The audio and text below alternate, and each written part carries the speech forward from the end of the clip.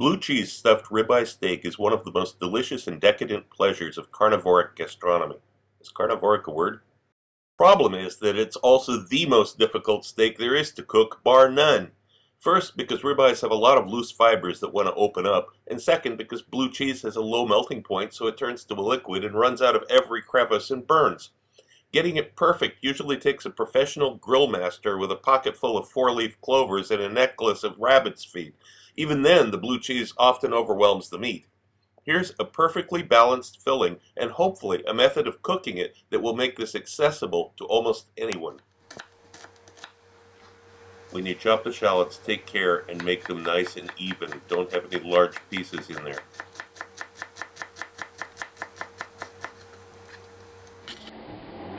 And begin this by melting 30 grams, about an ounce of butter on a medium heat, medium-low heat in a pan. Then we're going to sweat those shallots in the butter. Not brown them, but sweat them. When you're sweating shallots or onions or any other vegetable, you want to make sure you keep the heat low enough that it doesn't brown. They don't brown. Brown vegetables have very different flavor. After about 4 minutes of this at low temperature, I've got it on the heat on 3 out of 1 to 10. I'm adding lovage to it. If you don't have this, you can add some celery leaves and some parsley. That'll also work. Lovage is nice if you can get it. That was dried lovage, by the way. Okay, now I'm going to add that red wine.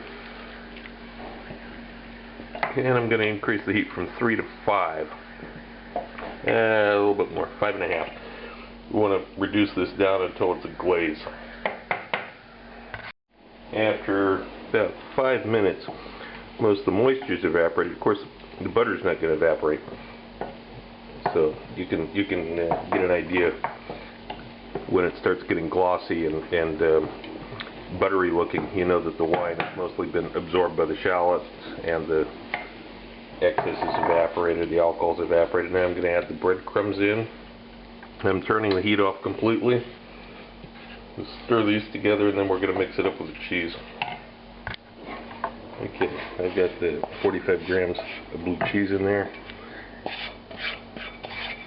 And the best way to do this is with a fork when it's still hot.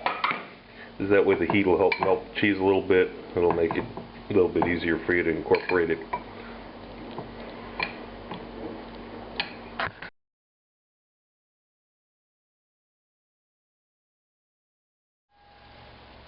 Now, I actually made the filling for this the day before.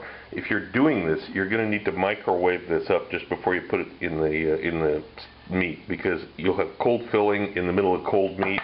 It won't cook. You need warm filling in order to help the middle of the steak cook, believe it or not. Now, the other thing, I got a ribeye steak here. It's about 314 grams. It's bigger than you would get in most restaurants. Like with all steaks, you can make it more tender using a jacquard device, one of these things. Now, there's the kind that have 3 blades. This is not very good for this kind of little steak. So you're just going to, especially when you're going to stuff it, you're just going to flatten it out. This is more for larger pieces of meat. This one, with only a single row of blades, is real good. And you find the bone.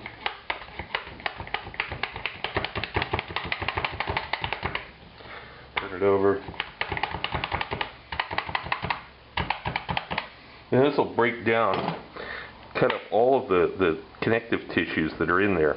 And the next step for stuffing this, you want the sharpest knife you can find.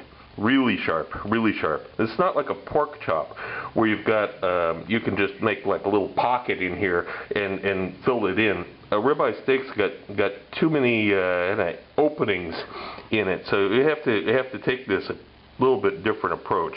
We're going to stab this in. We're going to actually cut it all the way open. It's not the best way to stuff meat normally. It's not the best way to stuff meat, but in this case we got no choice. Okay, let's show you. I opened up a great big wide pocket in here. Great big one. Going to go in the middle, fill it in as best you can, kind of squeeze it down after it gets in there. How much filling you put in is up to you, of course. This is a pretty tasty filling. You want to use as much as you can. And it just takes a few minutes to get it all in there. Okay, now because that filling's hot in there, you can't do this in advance. What's going to happen, it's going to start causing the meat to rot in the middle. So you have to put this hot filling in real soon before you're going to cook it. I mean, okay, 10 minutes it's going to be just fine. But don't put it in there and then leave it sit around for 2 or 3 hours, or put it back in the refrigerator, or you'll have contaminated meat. That's not going to be good. So next we're going to tie string around this to kind of hold it together a little bit, just add a little bit more stability. Some of this filling is going to leak out no matter what you do, I can tell you. Nothing you do is going to make it hold together perfectly because of the type of meat that it is and the just the nature of the beast. But that's okay. We're gonna help it.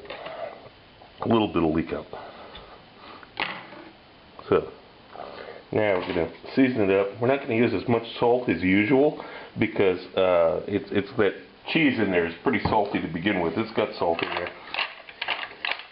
And some cracked black pepper. I'm only putting it on one side, again, because it's already got a lot of seasoning.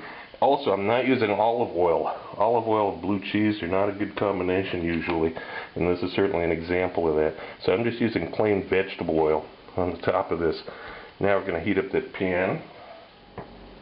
You want to get the cast iron pan really hot, like 240, 250 Celsius. It's about 500 degrees Fahrenheit.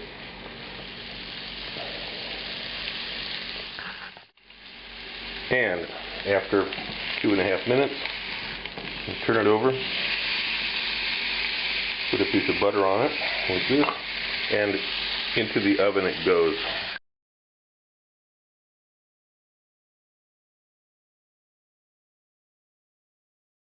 Because of that stuffing in the middle, we have a different schedule than we would usually use. This is after 3.5 minutes. I'm turning it around and it goes back in the oven. I would not do this with a normal steak. Okay, we got 3.5 minutes have passed. I'm putting it back around a little bit. Dripping of this stuffing out of the edges here. That's okay. I'm going to let it sit on this pan. Flipped over again. I'm going to let it sit here for about 30 seconds and then I'm going to transfer it to a plate. Okay, now I've got this melted butter and fat on here that's flavored, of course, with the blue cheese. We'll put this on and knock off. You get to have some little pieces of coagulated blood, I think is mostly what it is. You want to scrape that off. But the rest of it's nice, glossy finish. And of course, we're going to let this rest real well.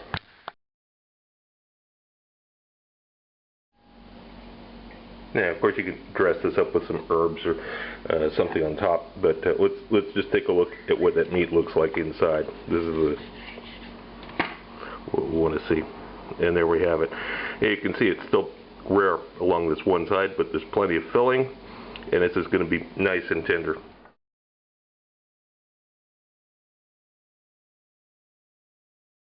If you like my videos, look for my cookbook, now available through Amazon, Barnes & Noble, and other internet bookseller sites. Also look for my cocktail book, Cocktails of the South Pacific and Beyond, Advanced Mixology, available through Amazon online.